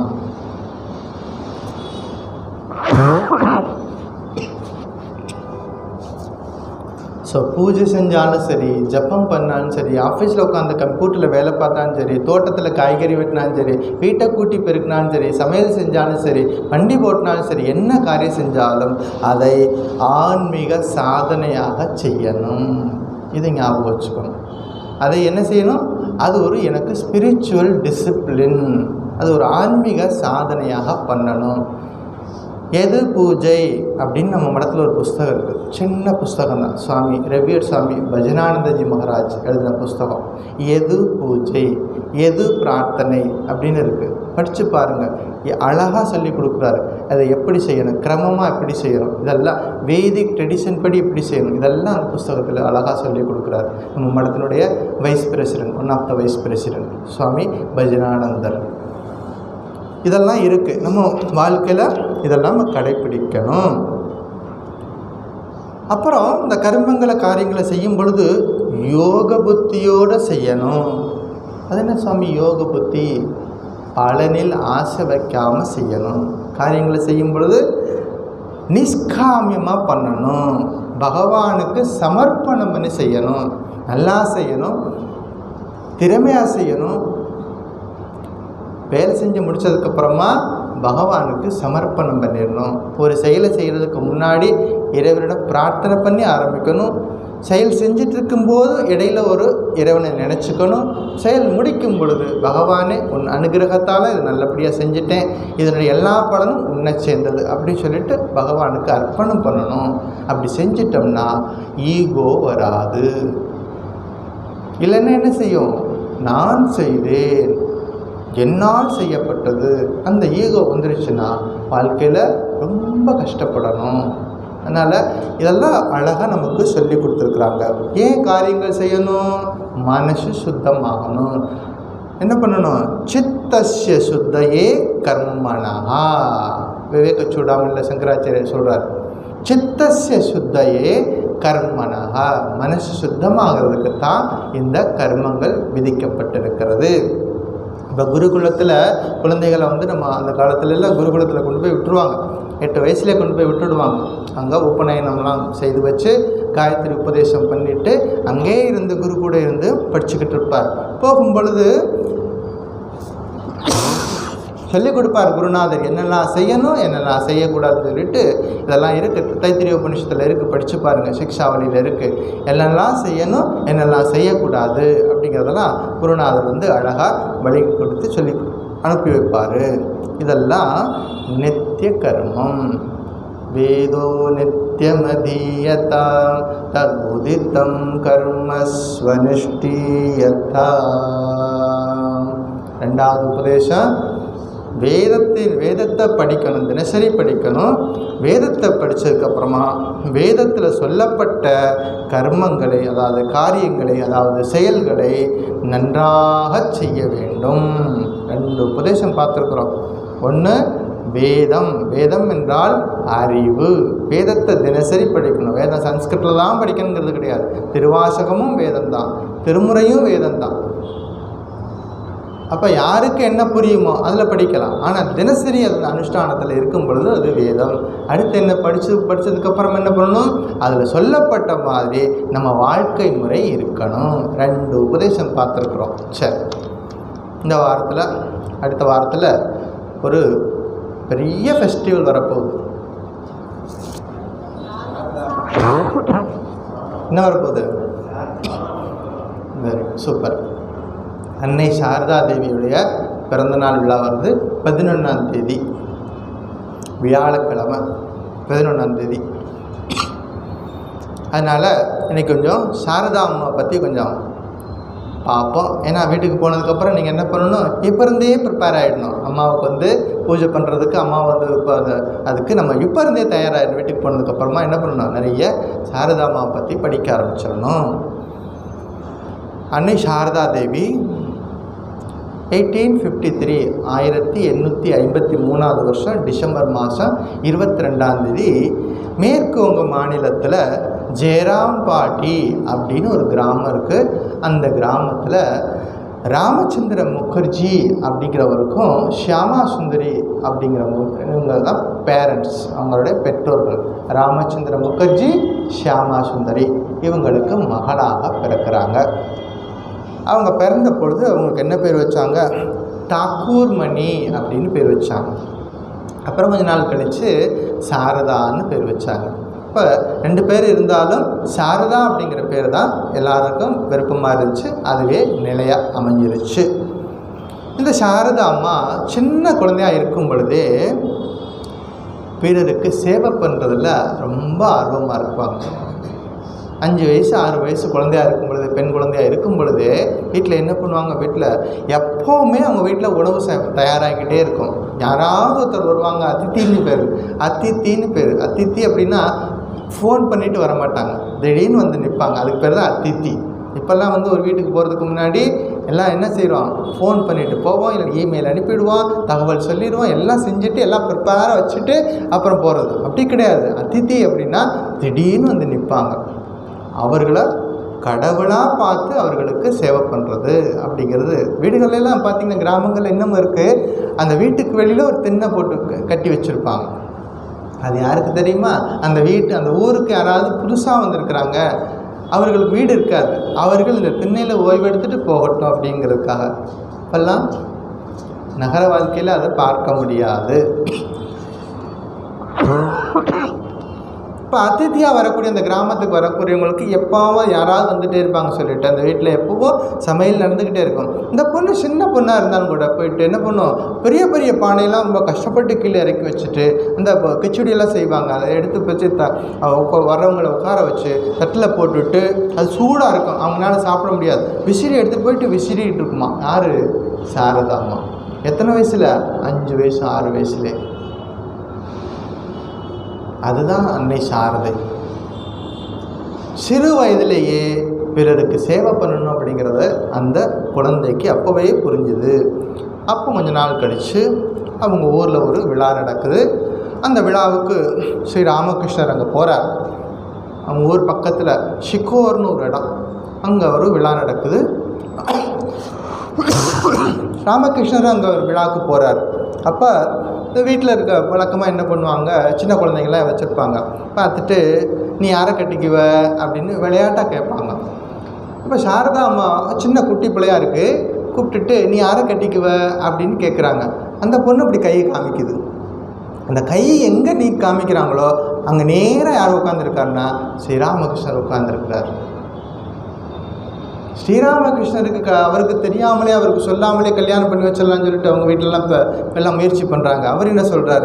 எனக்காக ஒரு பொண்ணு தயாராக இருக்குது, வைக்கோல் போர்த்தி நல்லா மூடி வச்சுருக்குறான், பத்திரமா ஒரு இடத்துல இருக்குது. எங்கே இருக்குது? ஜெயராம் பாட்டியிலும் இருக்குது, அங்கே போய் பாருங்கள். அவரே சொல்கிறார். 2 எப்படி செய்கிறது பாருங்கள். இதுதான் அவதார நோக்கம். அம்பிகை சாதாரண ஏழை குடும்பத்தில் பிறக்கிறாங்க, பகவான் சாதாரண ஏழை குடும்பத்தில் பிறக்கிறார். மாட்டு கொட்டகை தான் ஸ்ரீராமகிருஷ்ணர் பிறந்த இடம். போய் பார்த்தீங்கன்னா அவர் பிறந்த நேரத்தில் அந்த இடத்துல மாட்டு கொட்டகை, சாம்பலில் தான் பிறந்திருக்கார். அப்படி பகவான் அவதரிக்கிறாங்க. அந்த காலத்துக்கு ஏற்ற மாதிரி மக்களுக்கு நல்ல கருத்துக்களை கொண்டு போய் சேர்க்கறதுக்காக இந்த அவதாரம் நடக்குது. அப்படி சின்ன வயதிலேயே 2 பேரும் இவங்க தான் 2 பேரும் சேரணும்னு முடிவாகுது. பிற்காலத்தில் 18 ஸ்ரீராமகிருஷ்ணருக்கு 18 வயசுக்கு மேலே ஆகும் பொழுது திருமணம் நடக்குது. ஸ்ரீராமகிருஷ்ணருக்கு வயது 25, அன்னை சாரதா தேவிக்கு வயது 5. அவங்க கல்யாணம் நடக்கும் பொழுது இதுதான் வயசு. அவருக்கு 25 வயசு, இந்த அம்மாவுக்கு 5 வயசு. 5 வயசுனா 1ஆம் கிளாஸ், தவழ்ந்து தான் போகும். திருமணம் முடித்த உடனே அவர் தட்சிணேஸ்வரத்துக்கு போயிட்டார். இவங்க ஊர்லேயே இருக்கிறாங்க. கொஞ்சம் நாள் கழித்து 18 வயசு ஆனதுக்கப்புறமா கணவரை போய் சந்திக்கிறாங்க. இதெல்லாம் நான் சுருக்கமாக அப்படியே ஜம்ப் பண்ணி போயிடுறேன், ஏன்னா எல்லாருக்கும் உங்களுக்கு தெரிஞ்ச விஷயங்கள் தான். முக்கியமான விஷயங்களை மட்டும் சொல்லிடுறேன். ஸ்ரீராமகிருஷ்ணரை பார்க்குறதுக்கு ஜெயராம் பாட்டியிலேருந்து புறப்பட்டு போகிறாங்க. போகிற வழியில் அந்த காலத்துல எல்லாம் கல்வர்கள் பயம், நடுவழியில் என்ன பண்ணிடுவாங்க, நடந்து தான் போகணும், இல்லைன்னா மாட்டு வண்டியில் போகணும். இவங்கெல்லாம் வந்து நிறைய பேர் சேர்ந்து நடந்து போகிறாங்க. சாரதாம்மானால் ரொம்ப நேரம் ரொம்ப வேகமாக நடக்க முடியல. மற்றவங்கெல்லாம் என்ன பண்ணிட்டாங்க, வேகமாக நடந்து போயிட்டாங்க. நீங்கள்லாம் முன்னாடி போங்க, நான் வர்றேன்னு சொல்லிட்டாங்க சாரதாம்மா. அவங்கெல்லாம் போயிட்டு அடுத்த ஊரில் போய் ஒரு இடத்துல ஹால்ட் ஆகிட்டாங்க.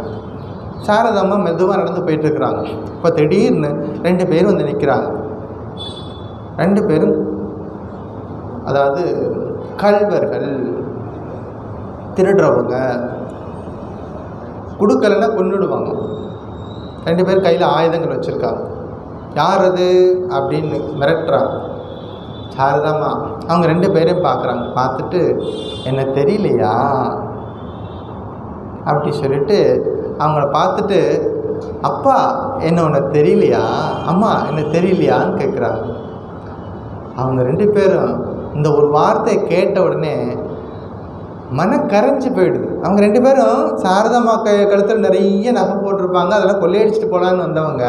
இப்போ என்ன ஆச்சு, எங்களை பார்த்து முதல் முறையா அம்மா அப்பான்னு கூப்பிட்டுருக்குற அப்படின்னு சொல்லிட்டு என்ன பண்ணுறாங்க, ரொம்ப சந்தோஷமாக போச்சு, நீ வா வா வா எங்கள் பிள்ளை தான் நீ அப்படின்னு சொல்லிட்டு வீட்டுக்கு கூப்பிட்டு போயிட்டாங்க.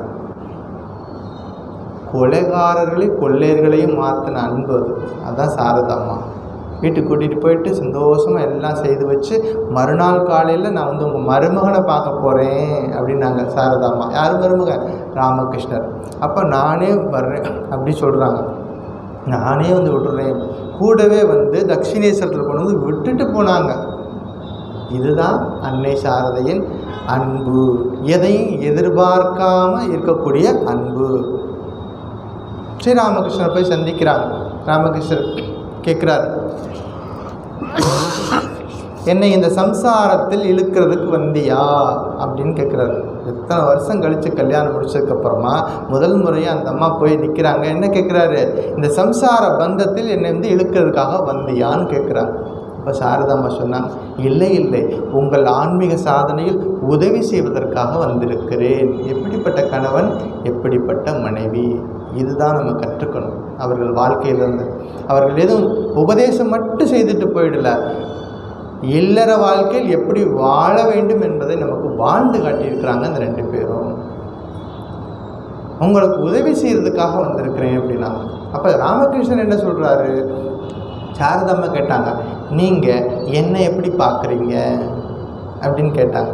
அவர் சொன்னார், இந்த கோயில் இருக்காளே காளி, இந்த நகபத்தில் நீ தங்கியிருக்கிற ரூமுக்கு மேலே ஒரு அறை இருக்குது, அங்கே இருக்காளே என்னுடைய அம்மா, இந்த உடம்பை பெற்றெடுத்த தாய், இப்போ என்னுடைய காலை பிடிச்சி விட்டுருக்கிற நீ, இந்த 3 பேர் எனக்கு ஒன்று தான் அப்படின்னார். அன்னை காளி, என்னுடைய மதர், இப்போ என்னுடைய மனைவியாக இருந்து எனக்கு சேவை பண்ணிட்டுருக்கேன் நீ, இந்த 3 பேரும் எனக்கு ஒன்று தான். அது ராமகிருஷ்ணர். எப்படிப்பட்ட தம்பதிகள் இந்த உலகத்துக்கு வந்தாங்க. அப்போ ஒரு நாள் கேட்குறாரு ஸ்ரீராமகிருஷ்ணர், எல்லாத்தையும் நானே செய்யணுமா? இப்போ சாரதாம்மா சொன்னான், நான் என்ன செய்ய போகிறேன், நான் கிராமத்தில் பிறந்த பொண்ணு, நான் என்ன செய்ய போகிறேன்?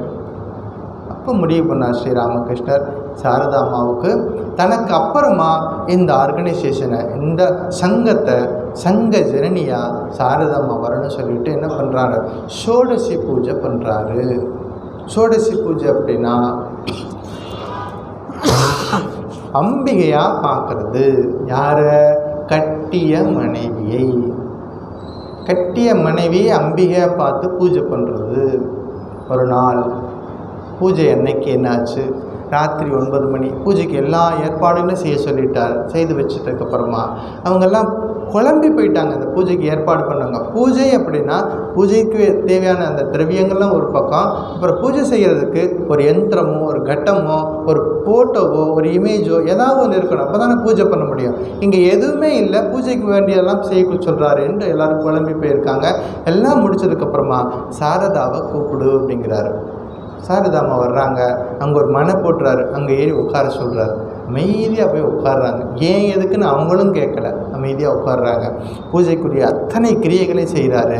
எல்லாம் செஞ்சுட்டு 16 ஷோடச உபச்சாரங்களும் பண்ணுறாரு. மாலை போட்டு விடுறாரு, நாம சொல்கிறாரு, ஜப்பம் பண்ணுறாரு. எல்லாம் முடிச்சுட்டு சாஷ்டாங்கமாக நமஸ்காரம் பண்ணிவிட்டு, சர்வ மங்கள மாங்கல்யே சிவே सर्वार्थ साधिके शरण्ये त्र्यंबके गौरी नारायणी நமோஸ்துதே. தேவி மகாத்மியத்தில் வரக்கூடிய அந்த மந்திரத்தை சொல்லிட்டு இன்றிலிருந்து நான் செய்த அத்தனை தவம் அத்தனையும் உன் காலடியில் சமர்ப்பிக்கிறேன் அப்படின்ட்டு அன்றிலிருந்து தான் அன்னை சாரதை சங்க ஜனனியாக வருகிறார். அடுத்த ரோல் எடுத்துக்கிறாங்க. எங்கே பிறந்தாங்க? கிராமத்தில் எங்கேயோ பிறந்தவங்க என்ன பண்ணுறாங்க? இவ்வளோ பெரிய பொறுப்புக்கு ஒரு ஸ்ரீராமகிருஷ்ணர் தயார் பண்ணுகிறார். தனக்கு பின்னாடி இந்த சங்கம், இந்த அமைப்பு நல்லா வரணும் அப்படின்னா அடுத்த ஒரு சக்சஸர் வரணும். சாரதாமாட்ட பொறுப்பை கொடுக்குறார். சாரதாமா நிறைய தவம் செஞ்சுருக்காங்க, சாதாரண கிடையாது. பஞ்சதவம்னு பேர்.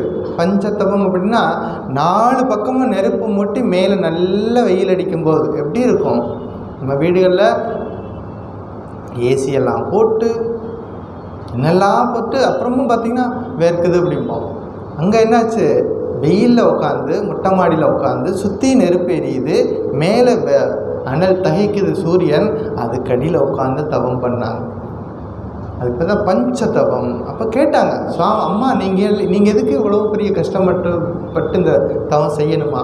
அப்போ சொல்கிறாங்க, என் பிள்ளைகளெல்லாம் இது போன்ற தவங்கள் செய்யறதுக்கு அவங்களால முடியாது, அவர்களுக்காக செய்கிறேன்.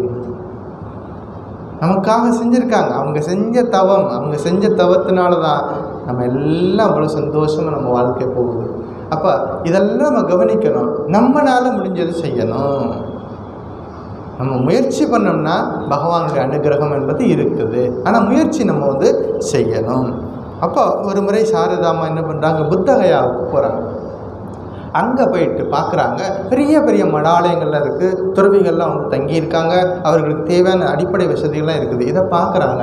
அப்போ அவங்க பிரார்த்தனை பண்ணுறாங்க, பகவானே நீங்கள் வந்தீங்க, விளையாடல் புரிஞ்சிங்க, அப்படியே போயிட்டா எப்படி? உங்களை நம்பி வந்திருக்கிற இந்த துறவிகளுக்கு, இந்த குழந்தைகளுக்கு அடிப்படை விஷயங்கள் அவங்களுக்கு கிடைக்கணும். இருக்க இடம், உண்ண உணவு, உடுக்க உடை, இதில் குறையில்லாமல் நீங்கள் பார்த்துக்கணும்னு சொல்லிட்டு பிரார்த்தனை பண்ணாங்க.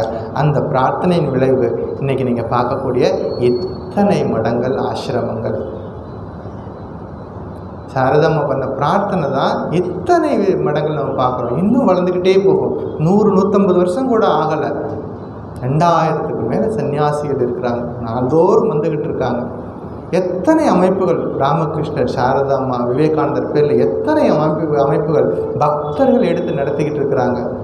இதெல்லாம் எங்கேருந்து வந்துச்சு இந்த இன்ஸ்பிரேஷன்? ஸ்ரீராமகிருஷ்ணரோட உபதேசங்களை மையமாக வைத்து அவர்கள் வாழ்க்கையை ஆரம்பிக்கிறாங்க. அன்னை சாரதா தேவி விவேகானந்தருடைய உபதேசங்களை மையமாக வச்சு வாழ்க்கையை நடத்துகிறாங்க. எப்படி இந்த சங்கமானது, சங்கம் என்றால் எல்லாம் சேர்ந்தது, பக்தர்கள், துறவிகள் எல்லாம் சேர்ந்ததுக்கு பேர் தான் சங்கம். அப்போ ஒரு நாள் விவேகானந்தர் சாரதாம்மாட்ட போயிட்டு சொல்கிறாரு, அம்மா என்னை சிகாகோவில் ஒரு மாநாடு நடக்குதான், எல்லாரும் என்னை போக சொல்கிறாங்க, நான் போகட்டுமா அப்படின்னு கேட்குறாங்க. சாரதாம்மா அப்போ அமைதியாக இருக்காங்க. அங்கே ஒரு காட்சி கிடைக்குது. இப்போ நீலாம்பர் பாபு அப்படின்னு ஒரு தோட்ட வீடு இருக்குது வேலூர் மடத்து பக்கத்தில். அங்கே உட்காந்து கங்கை கரையில் உட்காந்துருக்குறாங்க. அவங்களுக்கு ஒரு காட்சி கிடைக்குது. அப்போ ஸ்ரீராமகிருஷ்ணர் வேகமாக இறங்கி தண்ணிக்குள்ளே இறங்கி போகிறார். கொஞ்ச நேரத்திலே நரேந்திரன், விவேகானந்தர் அந்த தண்ணிக்குள்ளே இறங்கி போகிறார். அப்போ அந்த கங்கை நீரை எடுத்து எல்லார் மேலேயும் தெரிக்கிறார். அங்கே இருக்கவங்க எல்லாரும் முக்தி பெற்று போகிறாங்க. இந்த காட்சி சாரதாம்மா பார்க்குறாங்க. உடனே சொல்லிட்டாங்க, நீ அவசியம் சிகாகோவுக்கு போகணும், இது தெய்வ சங்கல்பம், நீ அவசியம் போகணும்னு சொல்லிட்டு உடனடியாக நரேந்திரனுக்கு அந்த அனுமதியை கொடுத்து போக சொல்கிறார். இதெல்லாம் நரேந்திரன் எவ்வளோ பெரிய ரிஷி இருந்தாலும் அம்மா கிட்ட பர்மிஷன் கேட்டு சாரதாமாவோட ஒப்புதல் இருக்கா, நான் போகிறேன் அப்படின்னு சொன்னார். 2 முறை இந்த சென்னை இளைஞர்கள் என்ன பண்ணாங்க, உண்டியல் எடுத்து கலெக்ஷன் பண்ணி டிக்கெட் வாங்குறதுக்கு எல்லாம் ரெடி பண்ணிட்டாங்க. அவர் சொல்லிட்டார், எனக்கு டிவைனோட ஒப்புதல் இருந்தால் தான் போவேன். இதெல்லாம் நம்ம வாழ்க்கையில் ஞாபகம் வச்சுக்கணும். ஒரு செயலை செய்கிறதுக்கு முன்னாடி இந்த செயல் எனக்கு நன்மை தருமா, இந்த செயல் என்னை சுற்றி இருக்கிற சமுதாயத்துக்கு நன்மை தருமா, இந்த செயல் என்னை சுற்றி இருக்கின்ற உலகத்துக்கு நன்மை தருமா அப்படின்னு பார்த்து நன்மை தரும் என்றால் அந்த செயலை செய்யணும், இல்லைன்னா அந்த செயல் செய்யக்கூடாது.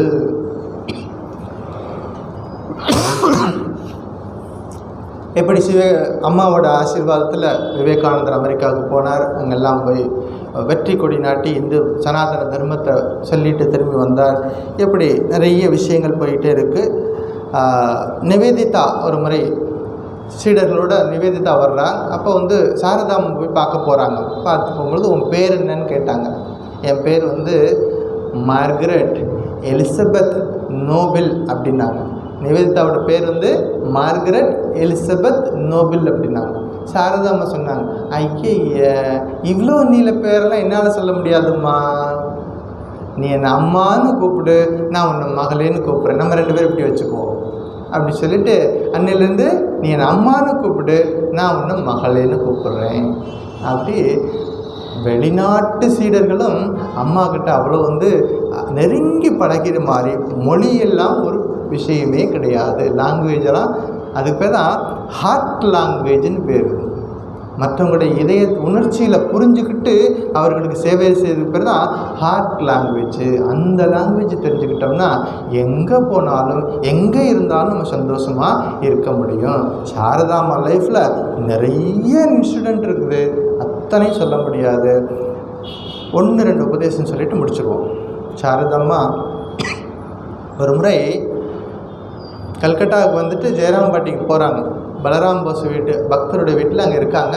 கிளம்பும்போது எல்லோரும் நமஸ்காரம் பண்ணாங்க. சின்னவங்க பெரியவங்க எல்லோரும் நமஸ்காரம் பண்ணிகிட்டே இருக்கிறாங்க. ஒரே ஒருத்தர் மட்டும் இல்லை, அவர் பேர் சுவாமி அத்புதானந்தர்னு பேர், ஸ்ரீராமகிருஷ்ணனுடைய நேரடி சீடர். அவர் தியானம் பண்ணிக்கிட்டே இருக்கார். போய் சொன்னாங்க, சாரதாம்மா ஊருக்கு கிளம்பிட்டாங்க, எல்லோரும் நமஸ்காரம் பண்ணுறாங்க, நீ போய் பண்ணு அப்படின்னு சொன்னாங்க. அவர் சொன்னார், அவர் ரொம்ப தியானத்தில் இருக்கார். இப்போ அவர் சொன்னார், சாரதாம்மாவா, எனக்கு அம்மா கிடையாது, ஒன்றும் கிடையாது, நான் எல்லையற்ற பரம்பொருள், அந்த வேதாந்த சிந்தனையில் இருக்கேன். சோகம், நானே அந்த பரம்பொருள், நானே அந்த பரம்பொருள், எனக்கு அம்மாலாம் கிடையாது, எனக்கு பெற்றோர்களே கிடையாது அப்படின்னாரு. இதை போய் அம்மா கிட்ட சொன்னாங்க. சாரதாம்மா அங்கேருந்து எழுந்து அவர் எங்கே தியானம் பண்ணிட்டு வர அங்கே வந்தாங்க. வந்துட்டு தொட்டு ஆசீர்வாதம் பண்ணிவிட்டு, மகனே நீ தியானத்தை கண்டினியூ பண்ணு, உனக்கு வேணா அம்மா வேணாமல் இருக்கலாம், எனக்கு என் பிள்ளை வேணும். உனக்கு வேணா நீ வேதாந்த சாதனை பண்ணுற, உனக்கு அம்மா தேவைப்படாது, ஆனால் எனக்கு எல்லாரும் குழந்தைகள், எல்லா உலகத்தில் இருக்கிற அத்தனை பேரும், மனுஷங்க மட்டும் கிடையாது, கிளி பறவைகள் அத்தனையும் அம்மான்னு சொல்லும். அப்படிப்பட்ட வாழ்க்கை வாழ்ந்தவங்க சாரதாம்மா. ஒரு முறை ரெகுலராக ராமகிருஷ்ணருக்கு அவங்க தான் சமைச்சு கொண்டு போய் சாப்பாடு பரிமாறிட்டு வருவாங்க. அதுதான் ஒரே டைம் அவங்க போய் தன்னுடைய கணவரை பார்க்குறதுக்கு ஒரு வாய்ப்பு. மற்ற எந்த நேரத்துலையும் போக மாட்டாங்க. சமைச்சு எடுத்துகிட்டு போய் பரிமாறிட்டு வந்துடுவாங்க, அவ்வளோதான். அப்போ ஒரு நாள் எடுத்துகிட்டு போயிட்டு இருக்கிறாங்க. ஒரு பெண்மணி ஓடி வந்துட்டு, அம்மா இன்றைக்கி நான் கொண்டு போய் கொடுக்குறேன், ஏன்ட்ட கொடுங்க அப்படின்னு சொல்லிட்டாங்க. அம்மா அந்த வார்த்தை உடனே அவங்க கையில் கொடுத்துட்டாங்க. கொண்டு போய் வச்சுட்டு ராமகிருஷ்ணருக்கு பரிமாறினாங்க. அவரால் சாப்பிட முடியல. ஸ்ரீராமகிருஷ்ணர் உயர்ந்த சமாதிகளில் இருப்பார். அதனால் மற்றவங்க யாராவது தொட்ட பொருளையோ அந்த உணவுகளையோ இவன் தண்ணி கூட குடிக்க முடியாது. அப்போ அவர் சாப்பிடவே இல்லை. சொல்லி அனுப்புனார், கூப்பிட்டுட்டு வாப்பினார். போனாங்க சாரதாம்மா. ஏன் இப்படி பண்ணினேன், எதுக்கு அந்த பொண்ணுக்கிட்ட கொடுத்து விட்டேன் அப்படின்னாரு. இல்லை, என்னை அம்மா நாங்கள் போய் பரிமாறேன்னு சொன்னாங்க, இனிமேல் இப்படி செய்ய மாட்டேன்னு சொல்லு, நான் சாப்பிட்றேன் அப்படின்னாரு. யார்? ஸ்ரீராமகிருஷ்ணர். அப்போ சாரதாம்மா சொன்னாங்க, என்னால் அது முடியாது, என்னால் அது முடியாது. யாராவது என்னிடம் அம்மா என்று சொல்லிவிட்டால் நான் அவர்களை அவங்க என்ன கேட்குறாங்களோ அதை கொடுத்துருவேன். நீங்கள் என்ன வேறு என்ன வேணாலும் சொல்லுங்கள், நான் கேட்டுக்கிறேன், இது மட்டும் என்னால் முடியாது. ஸ்ரீராமகிருஷ்ணரை எதிர்த்து பேசாதவங்க, அவர் வார்த்தைக்கு பதில் பேசாதவங்க ஒரு விஷயத்தில் எதிர்த்து பேசுகிறாங்க. என்ன தெரியுமா? நான் உலக சங்க ஜனனி, என்னிடம் அம்மான்னு யார் கூப்பிட்டுட்டாங்களோ அவர்களுக்கு நான் உதவி செய்தே தருவேன். அப்போ தான் ஸ்ரீராமகிருஷ்ணர் புரிஞ்சுக்கிட்டாரு, இது சாதாரண ஜெயராம்பாட்டி குழந்தை கிடையாது, இது அம்பிகை. இப்படி நிறைய விஷயங்கள் இருக்குது. அம்மாவோட உபதேசம் முக்கியமான உபதேசம். ஒரு முறையாவது உண்மையாக ஒருத்தர் கடவுளிடம் பிரார்த்தனை செய்திருந்தால் நிச்சயமாக எதற்கும் பயப்பட தேவையில்லை. உண்மையாக பிரார்த்தனை பண்ணியிருக்கணும், மனம் திறந்து பிரார்த்தனை பண்ணியிருக்கணும். அப்படி பிரார்த்தனை பண்ணியிருந்தால் ஒரு நாளும் அவர்களுக்கு கஷ்டம் இல்லை, அதாவது பயப்பட தேவையில்லை. சம்சாரத்தில் நிறைய பிரச்சனைகள் இருக்கும், எதை கண்டும் அவர்கள் பயப்பட தேவையில்லை. ரெண்டாவது உபதேசம், தண்ணியினுடைய இயல்பு கீழ் நோக்கி பாயும். அதுதான் இயல்பு. தண்ணியினுடைய இயல்பு கீழ் நோக்கி போகும், பள்ளத்தை நோக்கி தண்ணி போயிட்டு இருக்கும். ஆனால் சூரியனுடைய கதிர்கள் அந்த தண்ணியை ஆவியாக்கி மேலே கொண்டுட்டு போயிடும். மேலே கொண்டுட்டு போயிட்டு மழையாக பொழியுது. இது நமக்கு தெரிஞ்ச உதாரணம், அன்றாட பார்க்குற விஷயம். தண்ணீர் ஓடிக்கிட்டு இருக்குது, தண்ணீர் ஆவியாகுது, மேலே போகுது, மேகங்கள் கருக்குது, மழை பெய்யுது. தெரிஞ்ச உதாரணம். இது மூலமாக அம்மா என்ன சொல்ல வர்றாங்க? இறைவனின் அருள். நம்ம மனசு எவ்வளவு கீழ் நோக்கி போகக்கூடாதோ அப்போல்லாம் இறைவன்கிட்ட பிரார்த்தனை பண்ணால் இறைவனுடைய அருள் நம்முடைய மனதை உயர்நிலைக்கு கொண்டு போகும் அப்படின்னு சொல்லி கொடுக்குறாங்க. ஆன்மீக சாதனைனா என்னன்னு தெரியுமா? சாரதாம்மா சொல்கிறாங்க, இறைவனுடைய தாமரை பாதங்களை, இறைவனுடைய அந்த பாதங்களை மனசில் நிறுத்தி அவருடைய நினைவிலேயே மூழ்கி இருக்கிறதுக்கு பேர் தான் ஆன்மீக சாதனை.